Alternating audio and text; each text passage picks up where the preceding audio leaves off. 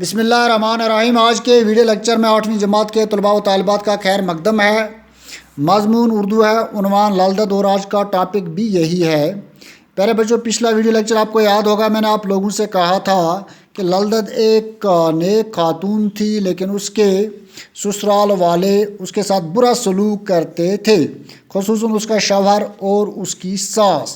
آگے بڑھتے ہی للدت کی ساس کھانا پروستے وقت ان کے برتن میں ایک بٹا رکھتی تھی تاکہ دیکھنے میں چاول کا برتن خوب بھرا ہوا لگے۔ للدت کی ساس جب للدت کو کھانا دیتی تھی، وہ برتن میں ایک مسالہ پیسنے کا بٹا رکھتی تھی اور اوپر سے کھانا پروس کر ڈالتی تھی تاکہ دیکھنے میں کھانا بہت زیادہ لگے۔ للدت نہایت صابر تھی۔ للدت نہایت ہی صبر کرنے والی تھی۔ وہ چاول کھا کر بٹا دھو کر ایک طرف رکھ دیتی تھی۔ وہ چاول جب کھاتی تھی، کھانا جب کھاتی تھی، اور یہی بٹا دھو کر ایک طرف رکھ دیتی تھی تاکہ ان کی ساس کو دوسرا پتھر ڈھونڈنے کی زحمت نہ اٹھانا پڑے۔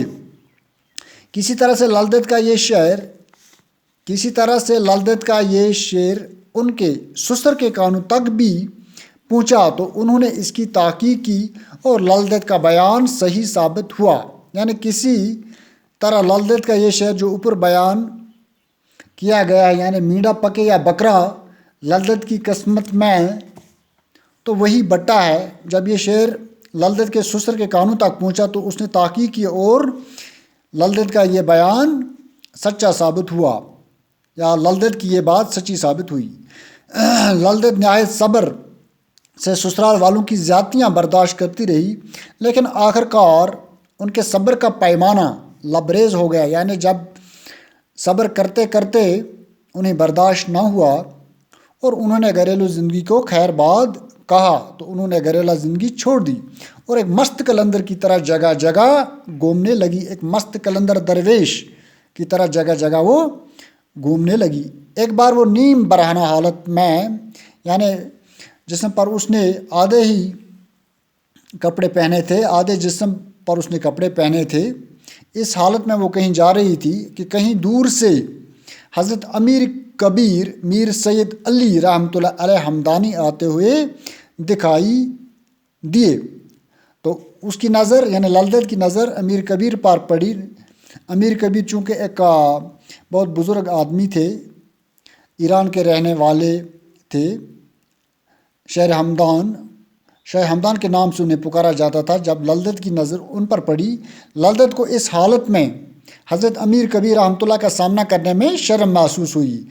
للدت نے جب اس اللہ کے ولی کو دیکھا، اللہ کے اس بزرگ بندے کو دیکھا، تو انہیں شرم محسوس ہوئی کہ نیم برہنہ حالت میں اس کا سامنا کروں۔ وہ کہیں چھپ جانا چاہتی تھی، لیکن جب آس پاس میں چھپنے کی کوئی جگہ نہ ملی تو ایک نان بائی کی دکان میں دہکتے ہوئے تنور میں کود پڑی۔ للدت کو جب چھپنے کے لیے جگہ نہ ملی تو ایک نان بائی روٹی بنانے والے کو کہتے ہی تو اس کی دکان میں جا کر وہ کود پڑی، ایک تنور میں۔ تو نان بائی کی دکان میں، یاد رکھنا چاہیے، نان بائی کی دکان میں وہ گھس گئی اور ایک دہکتے ہوئے تنور میں کود پڑی۔ بیچارے نان بائی کے تو ہوش ہی اڑ گئی۔ جب نان بائی نے یہ منظر دیکھا تو اس کے ہوش اڑ گئے۔ تھوڑی ہی دیر میں جب تنور کا ڈھکن اٹھا لیا گیا تو یہ دیکھ کر سب حیران ہوئے کہ للدت ایک خوبصورت لباس پہن کر تنور سے برآمد ہوئی۔ جب اس نے تنور میں چھلانگ لگائی تو نان بائی کے ہوش اڑ گئے۔ اس نے سوچا یہ اب جل گئی، مر گئی تو مجھے پولیس لے جائے گی۔ اس نے تنور کا ڈھکن بند کر ڈالا، لیکن تھوڑی دیر بعد جب اس نے ڈھکن اٹھایا تو کیا دیکھتا ہے، سب لوگ حیران ہو گئے کہ للدت ایک خوبصورت لباس پہن کر تنور سے باہر آتی ہے۔ بعد میں جب ان سے اس بارے میں پوچھا گیا تو انہوں نے جواب دیا، یعنی للدت سے جب پوچھا گیا کہ آپ نے ایسا کیوں کیا تو اس نے جواب دیا کہ انہوں نے زندگی میں پہلی بار کسی مرد خدا کو دیکھا اور ان کے سامنے نیم برہنگی کی حالت میں چیتڑے پہن کر جانے میں لاج آئی۔ جب للدت سے کسی نے پوچھا آپ نے یہ ایسا کیوں کیا جب للدت سے کسی نے پوچھا آپ نے ایسا کیوں کیا تو انہوں نے کہا کہ میں نے زندگی میں پہلی بار کسی خدا کے بندے یا کسی مرد کو دیکھا اور اس حالت میں یعنی ان کپڑوں میں اس کا سامنا کرنے میں مجھے شرم آئی، یعنی اس حالت میں ان کا سامنا کرنے میں مجھے شرم آئی، لاج آنے سے مراد ہے شرم آئی۔ للدت اس واقعے کے بعد کئی بار حضرت امیر رحمۃ اللہ علیہ سے ملی، اس واقعے کے بعد کئی بار یعنی بہت دفعہ حضرت امیر کبیر سے ملی، اور ان کے علاوہ حضرت شیخ نور الدین رحمۃ اللہ علیہ سے بھی ملتی رہی۔ یہ دونوں بزرگ للدت کے روحانی مرتبے سے متاثر تھے۔ یہ دونوں بزرگ حضرت شیخ نور الدین رحمۃ اللہ علیہ اور حضرت امیر رحمۃ اللہ علیہ دونوں روحانی بزرگ تھے خود بھی، اور للدت کا روحانی کمال جب انہوں نے دیکھا تو وہ بھی متاثر تھے۔ تو پیارے بچوں، آج کے لیے اتنا ہی۔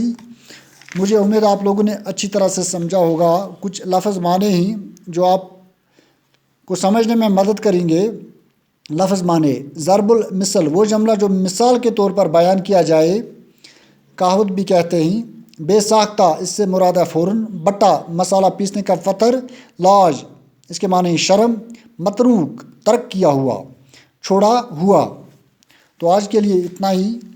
صرف 5 الفاظ آپ کو نکال کر اپنے جملوں میں استعمال کر کے واٹس ایپ تھرو ہمیں سینڈ کرنے ہیں۔ یہ آپ کو گھر کا کام، یہ آپ کے لیے گھر کا کام ہے۔ باقی شکریہ۔